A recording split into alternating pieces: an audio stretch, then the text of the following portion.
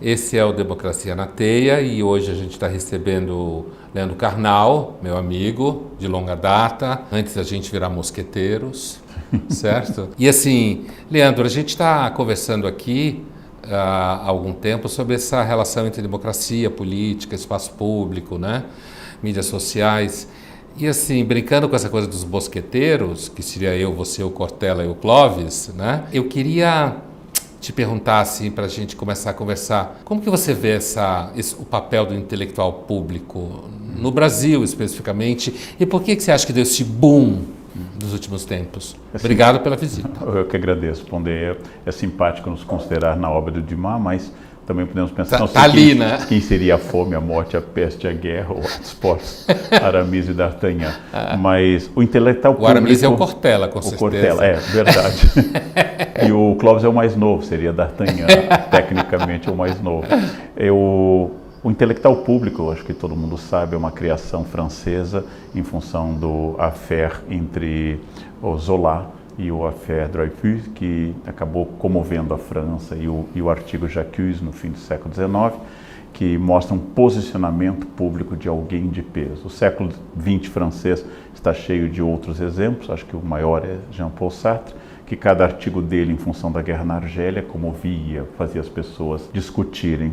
No Brasil, eu acho que é fruto da redemocratização pós-1985, das redes sociais e de uma atomização da vontade de saber, da atomização ou da capilarização da vontade de conhecimento. Como todo mundo se alçou em autoridade com a internet, a opinião de todos passou a ser coletiva, pública e acessível, então também isso alçou pessoas que, como você e como eu, davam aula há décadas antes do surgimento da internet. Então eu acho que isso é uma exposição pública de uma função muito antiga, que tem seus benefícios e naturalmente tem seus custos, como você sabe também, que é aquilo que a gente dizia em sala de aula há muito tempo e só causava impacto na prova. Agora você diz, no seu caso, na Folha de São Paulo, no meu, no Estadão, ou em vídeos, ou na TV Cultura, ou em outros espaços, e nós ocupamos muitos espaços. E aí quem concorda conosco nos acha muito inteligentes, muito agudos, e fazem essa projeção narcísica. O Pondé é inteligente porque diz exatamente o que eu penso. Exatamente. E quem não concorda comigo ou com você diz que são estúpidos, idiotas, porque eu não concordo com o que você pensa. E assim, como é que é? O que você acha da inserção do intelectual na mídia e no sucesso, né? Como é que você viveu isso em relação à academia? A gente sabe que a academia é um âmbito de pessoas assim super doces, exatamente, interessadas no saber. Acho que todo ambiente de trabalho é um ambiente complexo. Eu acredito que em qualquer situação, de um escritório a uma universidade, o fato de alguém ganhar fama provoca rebuliço. Mas de novo se repete a questão. Quem gostava de mim na universidade continua gostando, quem não gostava continua... Tem mais razão para gostar e mais razão para odiar. Mais razão, exatamente. E, naturalmente, a fama sempre mexe também com o narciso das pessoas. Ela mexe com a convicção das pessoas sobre si. Eu acho que a vaidade é um fenômeno universal, eu sempre repito, com toda sinceridade, eu nunca conheci alguém humilde. Então, seria muito interessante, tenho 56 anos, não sei quantos durarei mais, talvez eu venha conhecer alguém humilde, mas não tive essa oportunidade ainda. Agora, há pessoas que controlam mais a vaidade que controlam menos. As mais vaidosas. As mais vaidosas controlam melhor a vaidade. Exatamente, porque a vaidade é um excelente antídoto para a vaidade. Então, eu não faço tal coisa porque eu acho que pode arranhar a minha imagem. Então, a vaidade faz com que você controle a vaidade. Assim, eu lembro que uma vez eu não lembro qual foi a fonte, ou se a gente estava junto, ou você escreveu uma coisa sobre a minha pesquisa de doutorado do jansenismo, né? E você não tem algo de jansenista também, apesar de ter sido educado em escola jesuíta, como eu também fui, mas assim, esse teu comentário sobre vaidade é um tema que você está sempre perseguindo. Há algo de jansenista em você, de duvidar da natureza humana?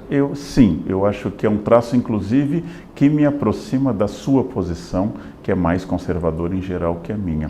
Coisa difícil para as pessoas entenderem que eu gosto de você, sou seu amigo e não concordo com tudo que você diz. Porque no nosso mundo, não concordar é eliminar. Hoje em dia está assim mesmo. É curioso, né? Então eu digo publicamente, né? Leio, e o seu texto sobre o homem insuficiente, ele ilustra nessa heresia do catolicismo uma descrença que eu tenho na perfectibilidade humana, que me aproxima do Burke, que me aproxima dos grandes clássicos conservadores. Mas eu não acho que eu, como eu sou ateu como você, eu não acho que a gente precise da graça para essa perfectibilidade. Então essa perfectibilidade, esse neologismo que se remete depois para Aristóteles, que nunca usou essa palavra, ela pode nascer da ação humana, porque eu sou historiador e não filósofo, ainda que tenha formação filosófica com os jesuítas, mas sou historiador. Então, seres humanos agem e as coisas podem melhorar ou piorar. Então, não chega ao radicalismo do príncipe de Salinas no Leopardo, que diz que as coisas vão melhorar um pouco e depois vão piorar. Muito. Quando anunciam ele que ele poderia ser senador pela Nova Itália. Eu acho, por exemplo, que a situação da mulher e o combate ao racismo hoje está melhor do que há 100 anos. Sim, sem Acho dúvida. que sim. E isso não foi fruto de uma graça infusiva extraordinária, isso não foi fruto de um acidente celeste, isso foi fruto de ação concreta de pessoas que lutaram para isso, consagraram na lei ou nos costumes, na prática ou nos desejos, que uma mulher, por exemplo, hoje possa se divorciar, casar de novo e não seja um peso como era antes da aprovação, por exemplo, do desquite no fim da década de 70 ou do divórcio depois. Eu lembro, no final dos anos 70, quando alguém falava assim, fulana é desquitada. Isso tinha um significado entre os adultos lá, de que agora ela estava disponível para sexo. As outras mulheres se afastavam dela, né? Porque achavam que os maridos iam começar a querer sair com elas. Quando eu fui criança em uma cidade pequena do interior gaúcho, conservadora, e de uma família conservadora, e tínhamos apenas uma menina na sala, fruto de pais separados, e quando ela não aprendia polinômio, a explicação dada em público era essa: é óbvio, os pais são separados. A separação dos pais impede o aprendizado do polinômio, em nome de Newton, de cadeia fenol orgânica, porque os pais são separados. Deviam imaginar que existe algum tipo de conturbação, Exatamente, de família instável. Então, todo mundo tinha dificuldades com certos conteúdos, mas ela, quando não aprendia, era dito claramente, né? É óbvio. E não havia possibilidade de você ter sociabilidade com alguém que fosse filho de uma... Era melhor sair na casa de pais que se odiassem, mas estivessem formalmente casados e mantivessem o leito a contragosto. Né? Você uma vez falou que uma das melhores formas de conter o desejo sexual é casando. Exatamente. Você acha que a humanidade devia suspender o casamento? Matematicamente, nós sabemos desde o relatório Kinsey e Master Johnson que o casado tem mais sexo do que o solteiro, apesar da propaganda dizer o contrário. Mas é uma lógica da natureza até o momento, ainda que eu acredite pouco numa natureza humana, mas é uma lógica que a repetição tende a diminuir o entusiasmo. Sim. Então, a primeira vez em Paris não é igual à 10ª vez em Paris. Né? Você começa a ver o trânsito, que a comida não é tão boa. As 90 primeiras relações sexuais com sua esposa não são iguais à que passa do número 1000 ou 1500. Isso é da natureza de tudo. Um carro novo só é novo por um pequeno período de tempo. Voltando a essa coisa do mundo melhora, o mundo não melhora, que eu acho que é uma afirmação, na verdade, nenhum de nós aqui acha que pode-se falar que o mundo melhora, o mundo piora. Quer dizer, você tem regiões, como você citou, racismo e a questão da emancipação feminina como exemplos de que você hoje tem uma condição melhor nessas áreas do que há 100 anos atrás, né? Mas o que eu queria te perguntar é o seguinte, como que você pensa questões como essa numa chave dialética? A pergunta é, isto é fruto da urbanização, isso é fruto do fato que os filhos não são mais uma previdência social garantida, que você antes tinha filhos para lhe amparar na velhice, ou não precisa mais da mão de obra. Filhos não são bons negócios. Não, um filho significa aula de inglês, sapateado, jazz, crise, psicopedagogo, então, depressão. E isso é bom ou ruim? Eu não consigo imaginar minha mãe sem os 4 filhos dela. Eles foram não apenas um motivo de ocupação, mas foram para minha mãe a existência dela. Então, ser mãe era ontologicamente parte da felicidade da minha mãe. Agora, eu conheço pessoas que não têm e também são ontologicamente felizes. Sim. Felizes. Então, ter ou não ter filhos não tem uma resposta, é só a autoajuda que acha que há essa resposta pronta, imediata, boa. Não existe uma resposta, não tem um modelo, não existe essencialismo. E este é o grande drama, é o caráter aleatório, randômico das coisas e da nossa vontade, que oscilando, como eu disse, entre impotência e onipotência, fica criando sonhos de que eu posso tudo, discurso em geral de autoajuda, ou de que eu não posso nada, que seria um jansenismo agostiniano radical, em que eu tenho que depender de uma providência totalmente acima de mim. Então, vamos pensar em termos estatísticos e ontológicos ao mesmo tempo, pensando no que você está falando.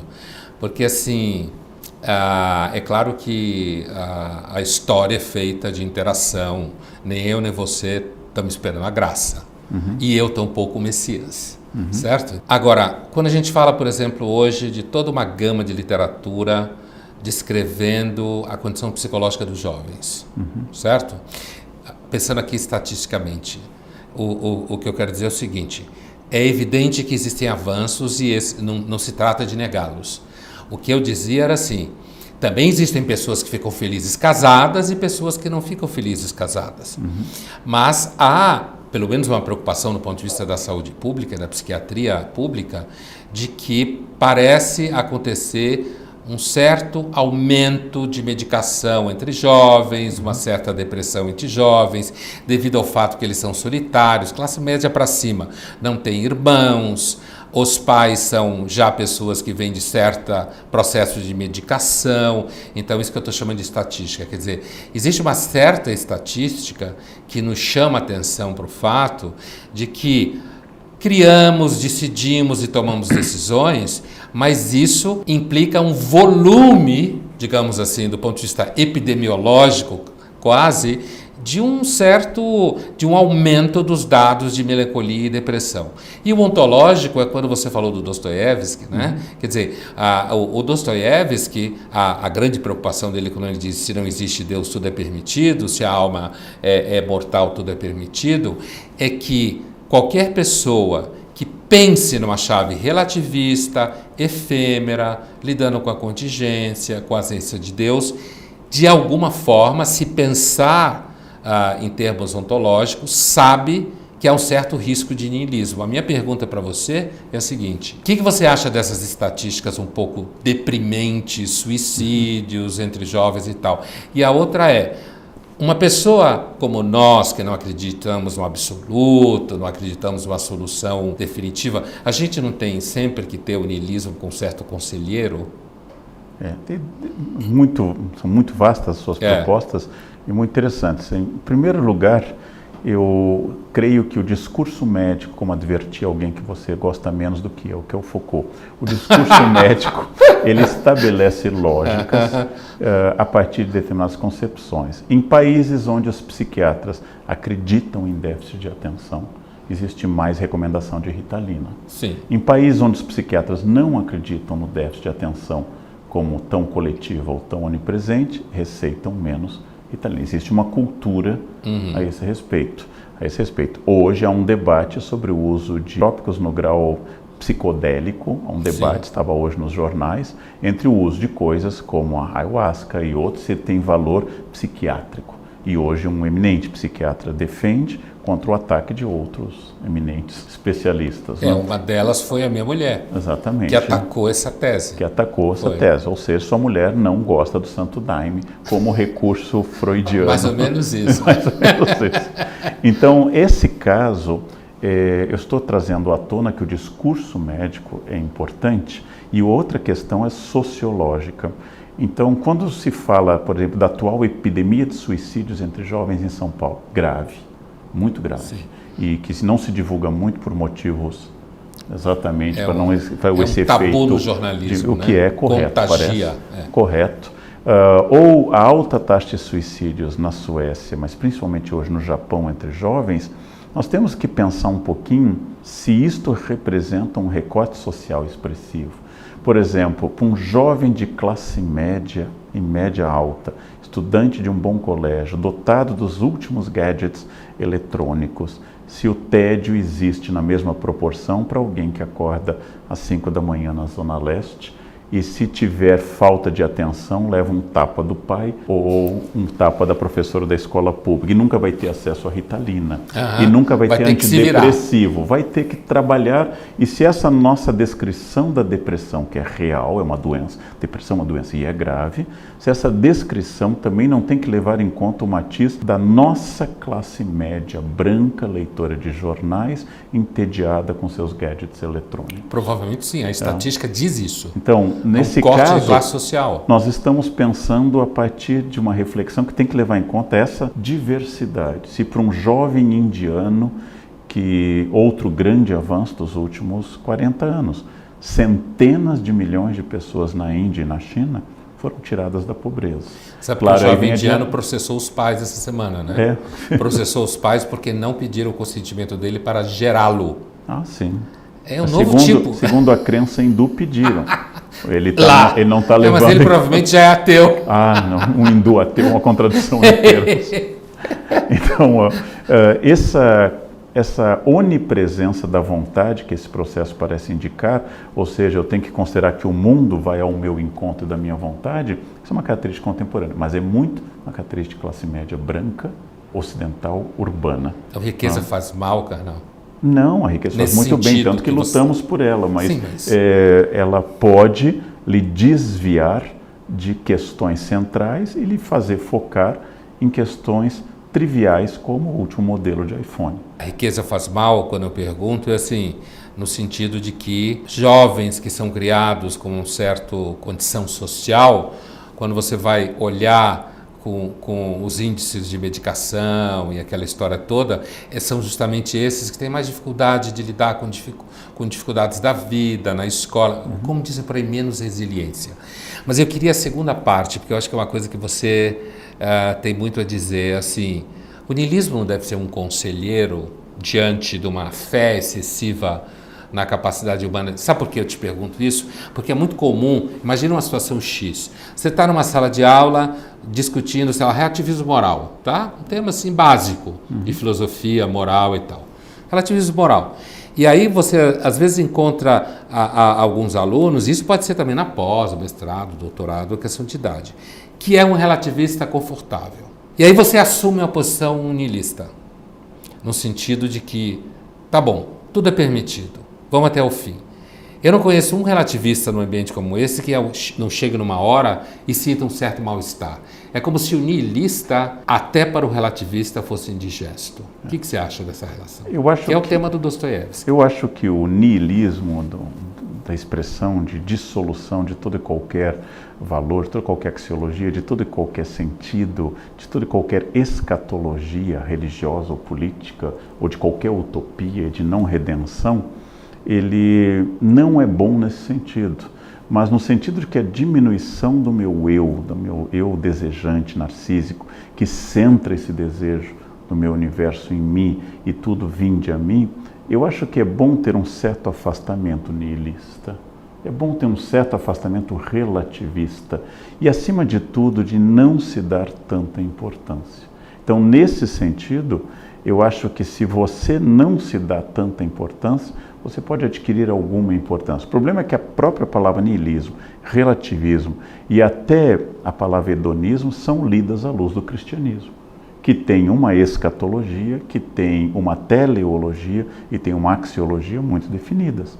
E todos esses valores acabam atacando os valores cristãos. Então é preciso um pouco mais de relativismo, porque atrás da crença absoluta ou dogmática em você ou nos seus valores estão os genocídios, estão as violências, estão todas as questões dos crentes, que podem ser um Stalin ateu, um Fidel Castro ateu, um Mao Tse-tung ateu, ou pode ser a Inquisição, ou pode ser o nazismo. Ou seja, os crentes, no seu valor, seja ele socialista ou capitalista, de direita ou de esquerda, que levam a ferro e fogo a imposição ao mundo e a crença de que o mundo pode ser transformado à sua vontade, criam utopias e as utopias têm um custo humano altíssimo, né? Porque quem não se adapta a elas vai ser eliminado. A sua fala me lembra aquele romeno, Cioran, né? Quando ele fala no Breviário da Decomposição, bem o que você está dizendo, quando ele diz assim, um certo hamletismo de alma, no sentido de uma certa dúvida, protege você e torna você uma pessoa muito mais razoável. E quando ele diz que muitos dos males do mundo são gerados pela tensão de uma vontade muito segura. Eu acho que a segurança é fruto, em geral, da ignorância, mas ela é gêmea chifópaga. Ela é gêmea chifópaga do autoritarismo. Então, por exemplo, eu gosto tanto do Hamlet que, se eu pudesse, aplicaria Hamlet ao Hamlet. Se o Hamlet entendesse o monólogo que ele faz, ele não teria chegado ao 5º ato. Não precisava mais de 4.000 versos. Ele teria entendido. É a peça que tem mais palavras do Shakespeare. Exatamente. Né? Você escreveu um livro sobre Shakespeare. Acabei de escrever um livro sobre o que eu aprendi com Hamlet. Isso é muito importante. Assim como eu gosto tanto de Freud, que eu aplico Freud a Freud. Então, quando eu leio Freud sobre as mulheres, eu acho que a percepção dele do feminino é ruim, por causa de uma série de fatores. Então eu aplico Freud a Freud, ou seja, onde a infância e a formação de Freud, e ter nascido em 1856 no lugar que ele nasceu, acaba marcando a biografia dele. É uma análise do contexto histórico. Então, né? Uma coisa boa é aplicar cristianismo às igrejas, é uma revolução, aplicar Freud a Freud, aplicar conhecimento às universidades, saber aos professores, humanismo aos humanistas. Isso é mais radical. É mais radical. É mais radical. E duvidar um pouco, duvidar é muito importante, não o pirronismo, ou seja, a dúvida absoluta, que eu acho que é uma salvação meio de autoproteção. Mas a dúvida sistemática, pelo menos a cartesiana, eu tenho direito a pensar que tudo que me ensinaram não é válido, mas eu não tenho direito, que seria o oposto de hoje, a supor que eu sou o início do conhecimento, a partir de mim se define a filosofia, o saber, e depois de mim o dilúvio. Eu acho que esse après-moi déluge é um grande problema hoje. Eu não sei muito, outros souberam muito mais antes de mim, mas eu preciso reviver biograficamente a trajetória do conhecimento, e sabendo o que você já disse de forma pública a partir da sua experiência de aluno da USP. Alguém já pensou isso antes de você e melhor. Mas isso não significa que eu tenha pensado. Então eu tenho uma necessidade existencial de passar por essa aprovação, pela dúvida, e a juventude deve ser cética. É um bom momento para ser cético, porque a idade vai te tornando ou acomodado ou dogmático, ou indiferente. Então, pelo menos na juventude... Apesar de que eu acho que a juventude hoje é menos cética do que outras já foram. Eu também acho. Puritana. Eu queria voltar ao começo, mas uma outra chave. É assim, eu, você e alguns colegas temos tido a experiência de ir ao mundo corporativo, certo? Intelectuais públicos no mundo corporativo.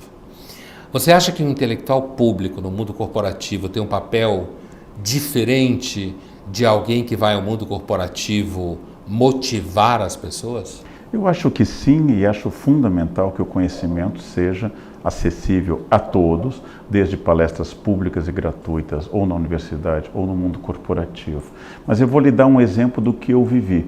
Eu falava muito de relações entre pessoas, e um especialista em RH veio me dizer, ele era o clássico motivador, que eu tinha um equívoco. Eu não entendia que o papel específico do RH naquela empresa era harmonizar os desejos e as necessidades entre contratados e contratantes. Então ele queria dar ao RH uma posição de imunidade ou de neutralidade ou de bonapartismo diante da realidade da empresa.